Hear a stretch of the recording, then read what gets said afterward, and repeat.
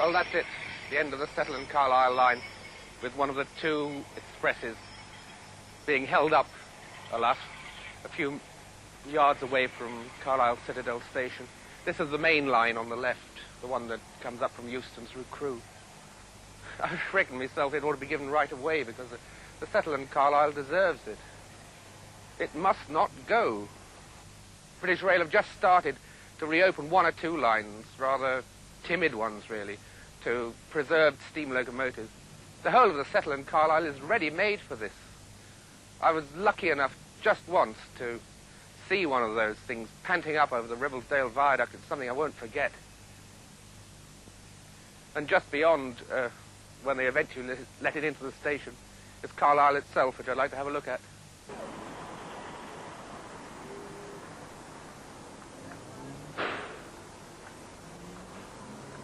Almost everywhere between Settle and Carlisle has a very strong sense of identity.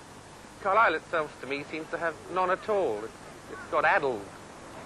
It's as if all the border people that have come through it have somehow rubbed out the town altogether.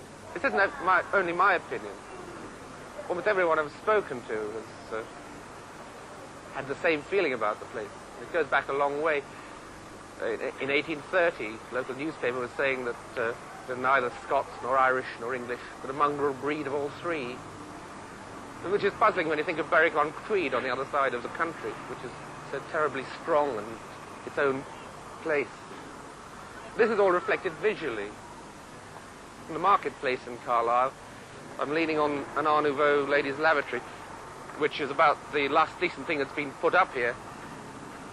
It's all cacophony. It's a mess. Traffic's a mess. The flower beds, they're nice flowers, but they don't belong in a marketplace.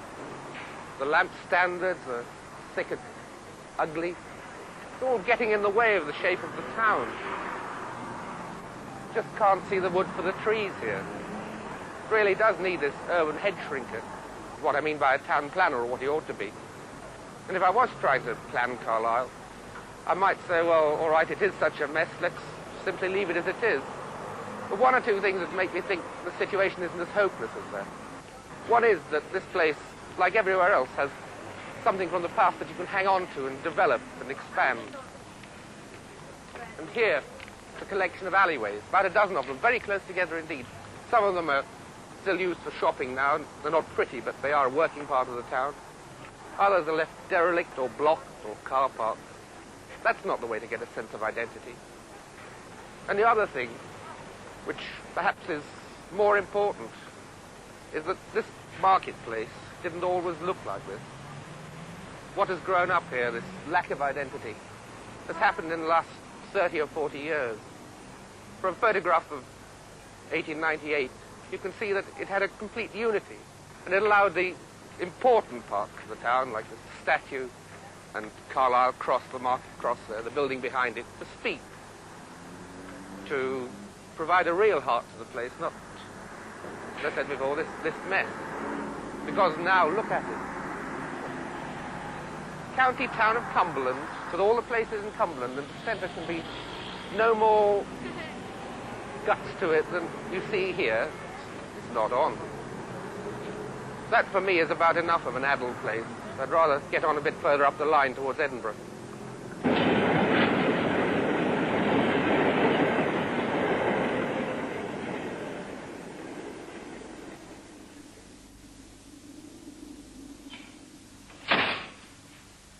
Sorry, I'm about 3.5 years late for the train to Edinburgh from Longtown. The expresses used to run through here all the way from St Pancras, up over the Settle and Carlisle, and then Carlisle to Edinburgh on this route. The line was closed in 1969. There was a chance at one time it was going to be reopened privately, not done as an enthusiast railway, but as a proper commercial concern, quite independent of British Rail. They couldn't get the money in time, and now that track's been taken up, and I don't really give it much chance. Pity, though. What a waste. What a waste here. This stuff is good machinery. Not be left lying around derelict like this. At the very least, now this could become a different sort of indoor adventure playground. It could become a house. I wouldn't mind living in this. Keep all the stuff and convert these to beer pumps. Well, Longtown itself is only, 8 miles from Carlisle. So the closing of the railway hasn't meant an enormous problem. 8-mile bus journey is not too bad. But that's not at all true of the places further up there into the hills.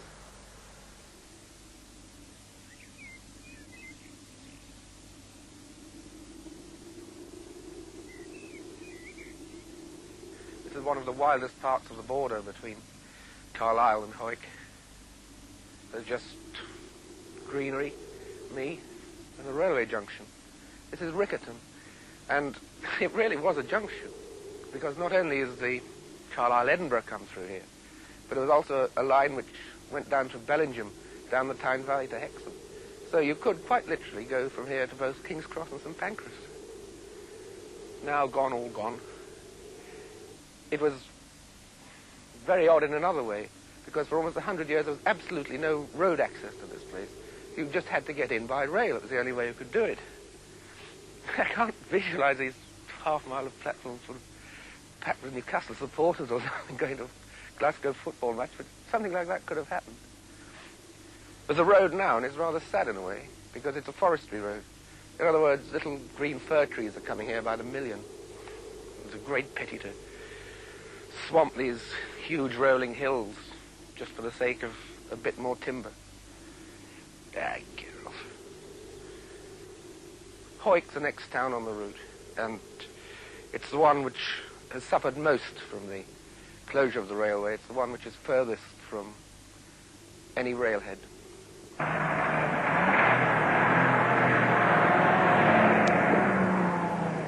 Hawick Station. The station's open, and the only thing is there don't happen to be any railway tracks running through it. The reason it's open is that British Rail operate a service here where the goods come in collected, taken out in British Rail vans to either Carlisle or Edinburgh. And it begins to look as though someone is trying really hard to invent the railway. And the reason why this is still going is that Hawick's an industrial town. It's not just a small local centre. It's that as well, but basically it lives on textiles, particularly tweeds. You could almost be back in the West Riding here. Same dark brown stone, the same mills crowding the river, the same hills coming in very close on all sides. And this industrial character is not conventionally beautiful, but very nice. Has a very strong sense of identity after Carlisle, which has very little. And the main street has a very strong character. It's fairly narrow, tall buildings, so you really know you're there. Occasional outcrops on the skyline, like the Victorian Town Hall. And a set of, for a town of this size, colossal banks, like Florentine palaces. All this is almost on an Edinburgh scale. Without having any dramatically beautiful buildings, it's still a very worthwhile place. And if you do go anywhere by bus, you're in a bit of shtuck because there is no bus station. There is a bus turnaround place. I mean, you just pick it up at the bus stop.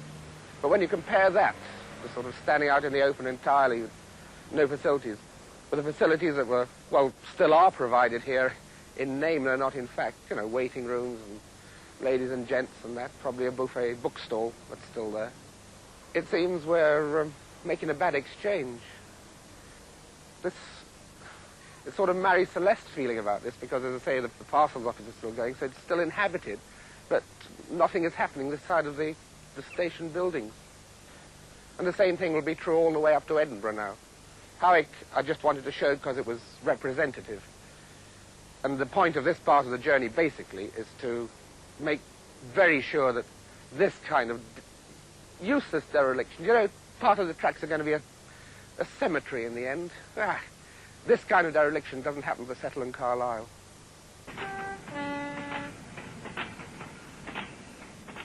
We're on a real railway again. We're also back for something pretty much like a British summer.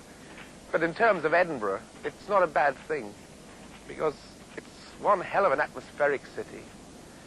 It just gives it an extra punch, whether it's to the castle or to the long, straight avenue of Princes Street, or even to the new shopping precinct, which is not living up to Edinburgh's past traditions.